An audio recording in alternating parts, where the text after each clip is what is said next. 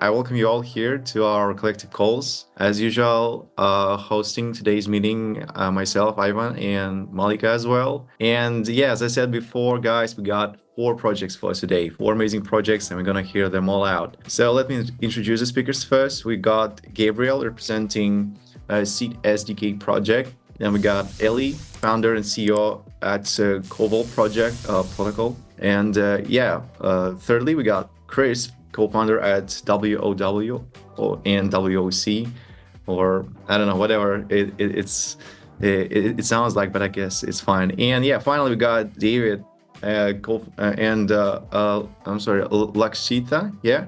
So they are co-founders at Lunaa, and we're gonna hear them all out. So I guess that's all been said. Thanks for coming in, and yeah, passing the mic first to Gabriel. So yeah, hi, thanks for joining, and yeah, whenever you're ready. Nice to meet you all. So basically, I'm Pierre, CEO and co-founder at Cede Labs, and I'm based in Paris. And so just to give a brief overview of the company, so we started 3 years ago. So it's a few years ago. So from the very beginning, our goal is really to fluidify all the liquidity transfers between CeFi and DeFi. So we started by doing many things. So we did some asset management tools around CX connectivity for consumers, and actually, we've been doing that for the past. We did that for a long time, and so actually it wasn't working. And 3 months ago, we got a big player from the US coming to us. They saw our documentation, and they said can you help me integrate centralized exchanges? So we basically said yes, and in 3 weeks we closed them. We did all the technical product due diligence and then pricing negotiations, and we closed them for 70K yearly revenue in 3 weeks. So it was our first revenue in 2 years. So at that moment, we thought we should maybe dig a bit more into this B2B market. And after that, we saw some opportunities. So basically, right now we focus on providing CX connectivity to custody solutions. So all the competitors of Fireblocks and Copper. So the idea, what we saw is basically in the market, working on CX connectivity is quite rare. And also it's really hard. So we've been doing that for the past 3 years. We know how to do it. And all the projects we did was around CX connectivity. So that's the first thing. And then we also saw that the market was demanding CX connectivity to their custody solutions. So actually, when you talk to all the clients of our blocks, they go to them because they need 1 or 2 exchanges that they're using for their operational things. So basically, it's not just a nice to have to integrate centralized exchanges on your custody solution. It's a requirement. Otherwise, you can't let your operational guy use your centralized exchange without policy layers and to be able to comply with all of those certifications. So actually, it's really a requirement for all the B2B companies using custody solutions to have CX connectivity on their custody solution. So that's the second thing. The market is demanding for CX connectivity. And last, it's not a core focus of custody solutions. So usually custody solutions, they are focusing on blockchain connectivity, key management, and policy layers, and maybe regulation for all the custodians. So that's the focus. Here, is there a presentation or some visual part, or is it just vocal performance? Oh yeah, I thought it was just an oral pitch, but I also have some slides if you want. But sorry for not reminding you first, but yeah, I thought that was the part of intro, but yeah, you can go ahead and turn it on. Okay. So basically, it's not the core focus. And what we do, CX connectivity, apart from Fireblocks, the leader of the market, you don't see any custody solutions having CX connectivity. So that's basically where we focus. And right now, we brand ourselves as Fireblocks CX connectivity as a service.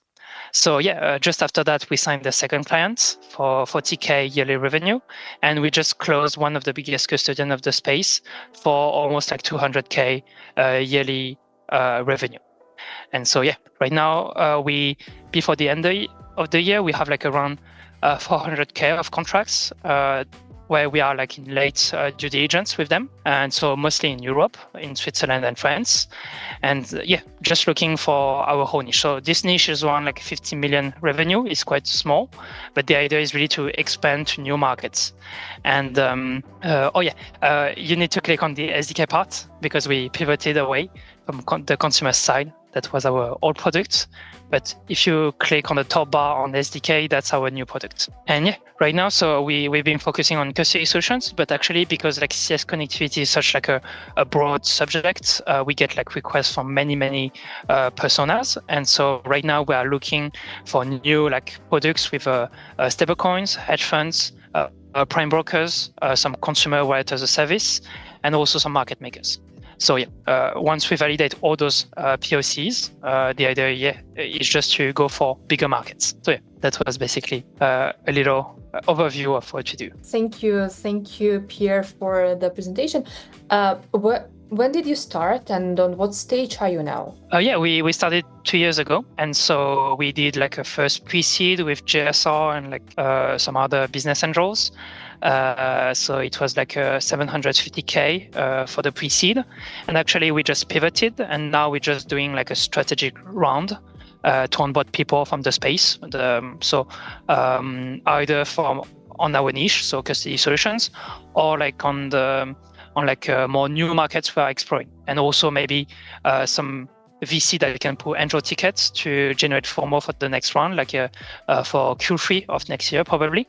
But yeah, right now we are already over subscribed on the round, so we should be closing like maybe at the end of the week. Good to know, and happy for you. And could you maybe explain in more details about your pivot? So basically we were doing like asset management tools on centralized exchanges before, so we did that for more than 2 years, and we pivoted recently because we found like a PMF on our niche, so custody solutions, and also we are almost break even on that. So that's why we pivoted away from the consumer side. Okay, thank you so much. I'd like to know more about the team. So can you elaborate on that more? So right now we are 7 people in the team. So we used to have like only engineers. It was like a mistake. Now we have like a bigger business team. But we have like 2 business people, 2 product, and then 3 developers. And so I'm the CPO and CEO of the product. So yeah, mostly on product. Okay, thanks. Got it. There recently just the questions has popped up. So what's your plan to reach the round? Do you have advisors? And go to market strategy, yeah. For actually the round is already filled. So right now we're just taking the last like strategic ticket from like the institutional space. But then we have advisors. So actually we have like the co-founder and former CTO of Ledger. He is one of our advisors. Another one is like the head of growth of Ledger. Pretty French. And our last advisor, she's like the CEO of DFNS. It's a custody solution. She's also French. And finally, for the go-to-market strategy, so right now we just validated our PMF on our niche, and now we just like reaching everyone. So mostly outreach. The idea is also to secure some like marketing campaigns with our clients. So those are usually things we need to negotiate a lot in the contracts. But right now just trying to reach all of them. But actually, you can count like maybe 75 players. So that's like an amount we can like reach by hand on LinkedIn. Okay, Ken, I think that answered your question. Thanks for that. And we can conclude with this part. Thanks, Pierre, for stepping in for your presentation. It was a pleasure hearing you out. We got a second project on the line. So I'd like to introduce Ellie, a Covault Protocol. So it's your time to shine whenever you're ready. Thanks so much for having me on. Really appreciate the invite and excited to be talking about Covault. My nickname is Glassy, and that's why that's showing up here. But my name is Eli Beckman. I am the founder of Covault, and that's what I'll be talking to you today. So let's start here. I think everyone can agree. People love earning yields.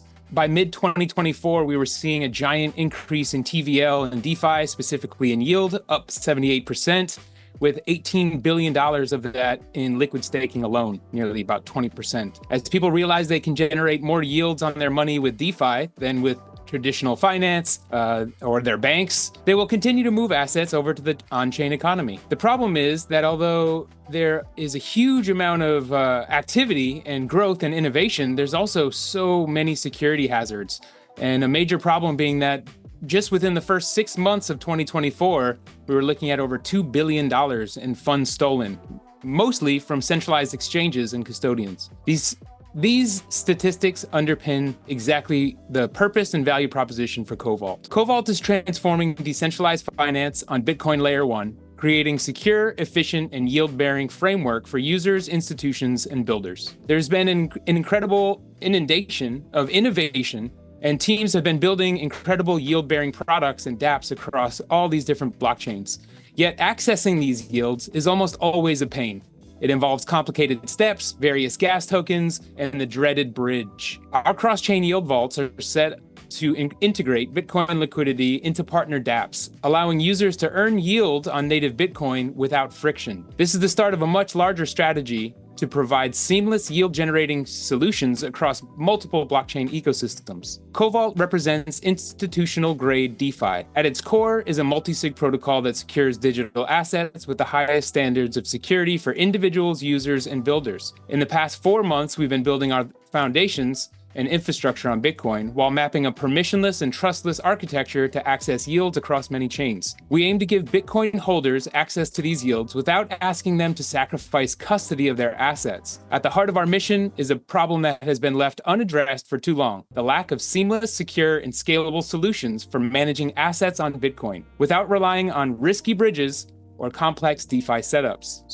We're creating tools that remove barriers and enhance asset protection and offer true yield opportunities to a global investor community with institutional-grade products, all while leveraging Bitcoin's unmatched security. Our easy-to-use dApps give users a way to safely store and earn yields on their assets. Our API opens up a world of possibilities for builders and institutions looking to unlock potential of their assets without compromising on security or transparency. Our core technology includes both native SegWit and Taproot script for maximum flexibility and future-proofing. We will be employing 2PC MPC architecture for our more advanced cross-chain yield aggregate and dynamic yield vaults. Traction. What's been driving Covault forward? Product and partnerships. We've shipped 3 vault primitives to testnet already, and our next 2 will be ready this week. We have been amassing an army of strategic partners and collaborators, from innovative builders and protocols to yield-bearing dApps. Hedge funds and other institutional players are also seeing the value in what we're offering, which is a secure, scalable custody solution that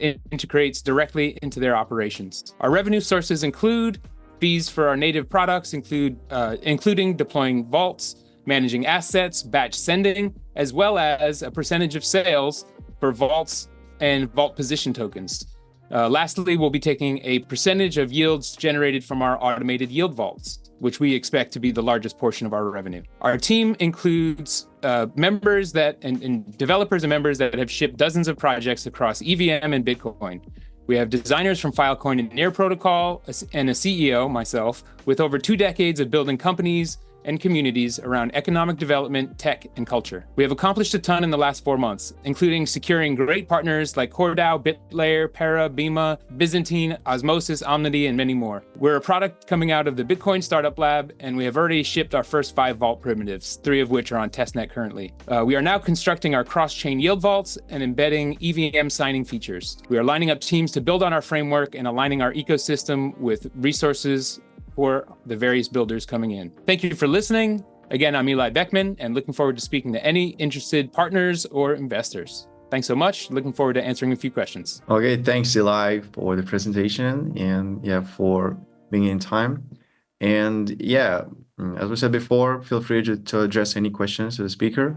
In a nutshell, can you explain, Eli, please, how and what does your network framework actually enables that wasn't actually possible or was very difficult to do for the user? I would say the biggest step that we're taking forward is giving more than staking options, but actually creating non-custodial ones. Like specifically, allowing people to be able to earn a yield without sacrificing the actual ownership and the power of control over their assets. I would say fundamentally that's the enabling tech, which involves a lot of different pieces of the architecture to accomplish that. But as like a fundamental driver, this is what's essentially informing all of the choices that we're making as we're building, is how do we find the most permissionless, trustless solution to being able to make sure that people can, first of all, safely store their assets. And this includes Bitcoin as well as meta assets like ordinals or runes or BRC20, these kind of meta assets that are evolving, as well as being able to earn a yield on their Bitcoin, which is the largest leap forward. And yeah, what kind of type of user can use Covault? So on what people it aimed for? So a similar kind of a product as far as the multi-sig vault on EVM is Gnosis. It was a big inspiration for us. And seeing that this kind of framework wasn't available on Bitcoin keyed us into a huge opportunity to fill this gap and provide this. The users for Gnosis, we're seeing more than half are individual users that are simply looking to keep their assets safe. So even if it's a multi-sig where they're controlling 3 or 4 or 5 of the different addresses needed to sign on that address, on that multi-sig in order for a transaction to go through, that they themselves are controlling all of those wallets, and they're just using this as a heightened place to the best security layer that they can keep their high value assets in. So we expect the same to translate over into Bitcoin, and certainly with Covault, that likely about half or so of the usage will be individuals. On the other half, we'd be looking at builders that will be integrating through our API and building on top of Covault Protocol, as well as institutions like hedge funds or companies that are looking for a secure and transparent storage of their company assets. All right, thanks for that. And it seems like we got a question from the chat, so I'm going to read that one. So what's the difference to Bob or Babylon? Yeah. And yeah. Oh, sorry, go ahead. Yeah, there are 2 parts. So you can answer the first one and I'm going to read the second one later. So Bob is a layer 2. And they have maybe a similarity as far as they're empowering EVM framework and smart contracts. We are built on layer 1, so that is one major difference. Where we could interact or benefit Bob or work with, say, dApps that are built on the Bob network is that we can empower a layer 1 vault to be deployed where a user could then stake their Bitcoin and get access to a yield opportunity on Bob.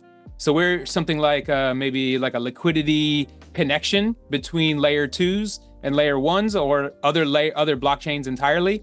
So that's one difference. The difference with Babylon is basically offering a restaking platform that is giving crypto economic security to other blockchains, and they're able to generate a yield by doing that. They're built within the Cosmos framework. So CosmWasm is like the kind of language that they empower. So we will be working with Babylon and building restaking vaults that can make it really easy for individuals to access that type of a yield. I would say the difference would be that we're not empowering crypto economic security by restaking. We are doing something maybe more in the lane of liquid staking, where by locking your Bitcoin, you're able to then get access to a yield opportunity on another chain. This could be a L2, or it could be EVM or Arbitrum, that you're then able to generate that yield, which is then brought back to your native vault. So they're similar and they interact, but they're kind of each of those 3 things are playing a different role in the ecosystem. Yeah, sounds Hopefully cool. That gives some clarity. Yeah, obviously. And the second part goes like, you have waitlist on testnet. How many users did you have? We do have a wait list. Our wait list, we have over 5,000 people on. We've been bringing people into testnet in small batches to get their feedback, especially with our partners that we're working with, strategic partners. But our testnet is open, and at this point, anyone can go play around with the first 3 vault primitives. Yeah, the multi-sig is the first one. The second one is a batch send vault.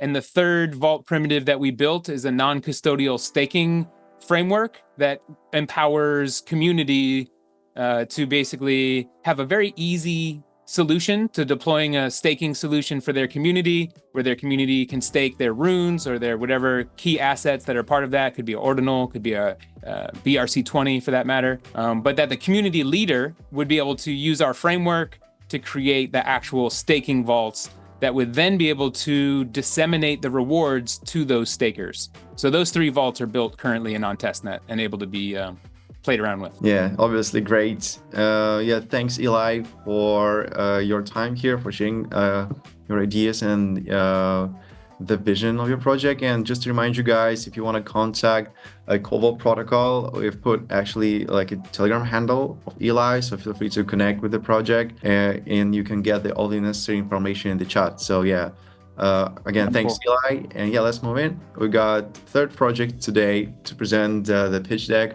and answer the questions. And this one goes for Chris, co-founder at welcome to World of Creators, so WOC, as I said previously. So yeah. So thank you, Ivan, for introducing me. So pardon me for not having a built-in cam for my PC, but our CEO is here with me today as well. His name is Cho, but he goes by Lauren. So a little bit about WOC, right? People, content creators, they are struggling with their intellectual property, right? As you can see on the slide, business is stealing their photos for the Instagram and they are not making enough on social media. So the struggle here is content creators. They're slowly becoming marketers.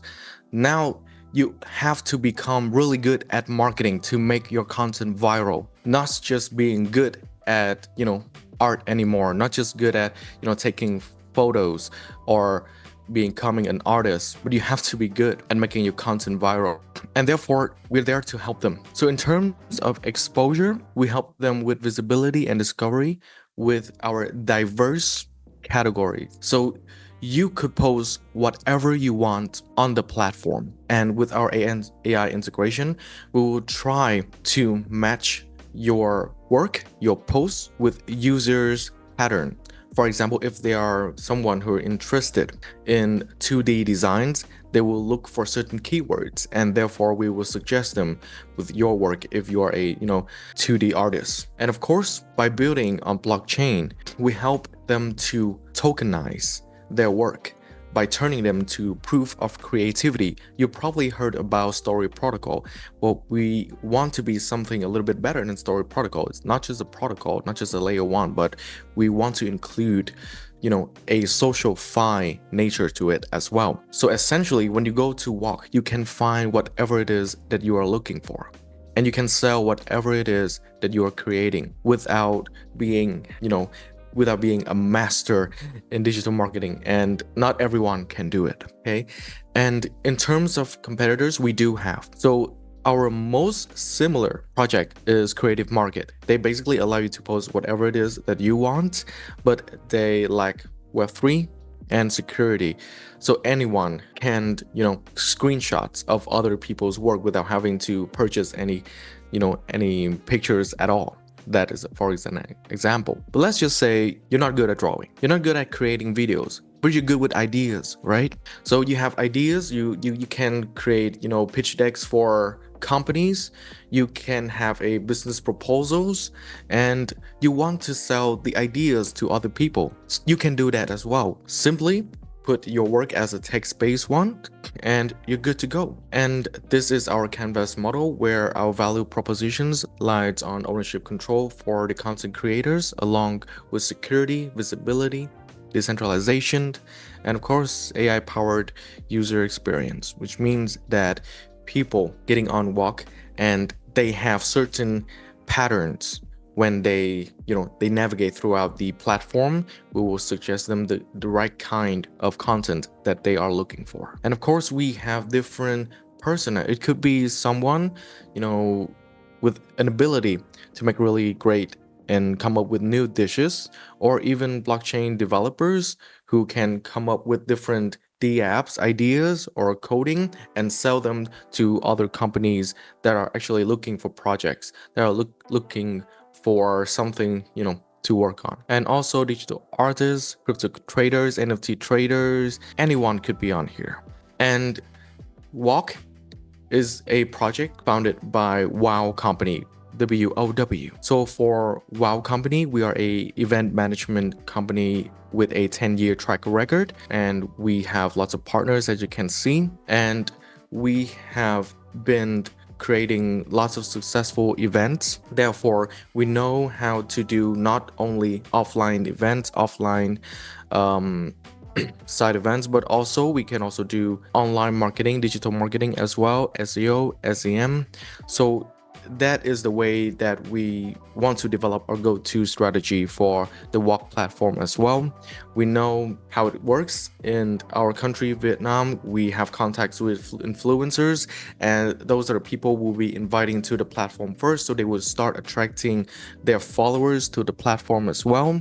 And our revenue on average is around like 2 million per year, and it is spent on different activities and company expansion. And this is our investment ask, where we are proposing 15% of the company in exchange so that we can help build Walk and expand Wild as well. So thank you for your attention. Yeah, thanks, Chris. Yeah, you can always elaborate on any topic that you've missed in the Q&A section.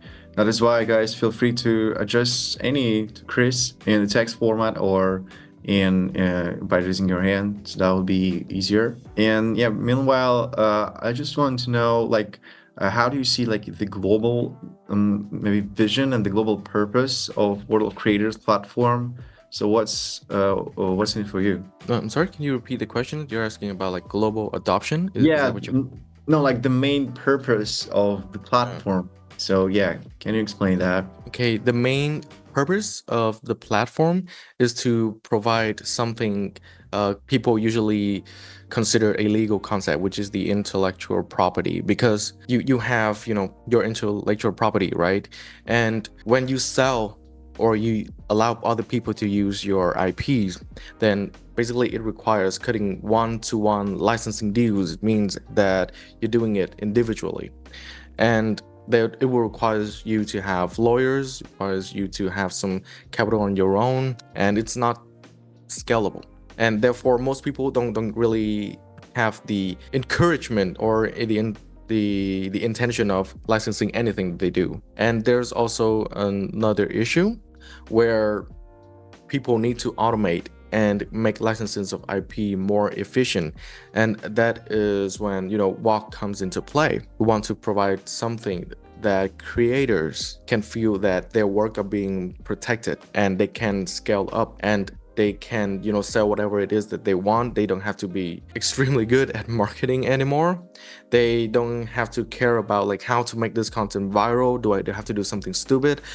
I have to think out of the box. They just simply do what they do best, and we take care of the rest. All right, thanks. Maybe you, Malika, have some questions to the speaker. So, can I notice your questions? If we I can read that one. So yeah, that one obviously like a joke my wife was saying last night. I should do this, sell my ideas. That was pretty funny. And yeah, one goes on like, why you need to raise 8,000K if you guys are earning 2 mils per year already. So can you explain more? That would be great. Yeah, for sure. So can you already know that the company, its mother company, the mother company of Walk is WOW, right? WOW is the event management, and the nature of event management is that we have liabilities from our customers. They don't put their money upfront. We have to be the ones that deposit all the work, like putting up the stage, hiring people, all kinds of stuff. And normally the liabilities will last around like 3 to 6 months. Thanks, Ritik. Yeah, the revenue is 2 mil, but we spend it on, you know, the events, on upscaling, because we have to make sure that we do have competitors in our country, and we always have to make sure that we can host bigger and bigger events. So that is where most of our funds are going to. It keeps going to events, and the reason why we need to raise, you know, 800K is that we need a kickstart for Walk. As in, right now we are spending most of our monies on WOW already. Okay, I think that explained the previous question. So yeah, the next goes like, will be expected a EBITDA raise. So our EBITDA in the last year was around like 12%. If you're asking about EBITDA margin in terms of US dollars, it's around like 280K almost close to 300K. And with our careful projections, we are growing by 20% per year, and by 2028 we are reaching around 6.3 millions. Now that we do have new contracts hosting concerts and festivals in our country. It's just in. Yeah, but I'd rather not talk too much about WoW. What we're focusing here is WoG instead. Yeah, but thank you for the question. Guys, thanks for being here, for presenting your for pitch decks and your Q&A section. Thanks for being active.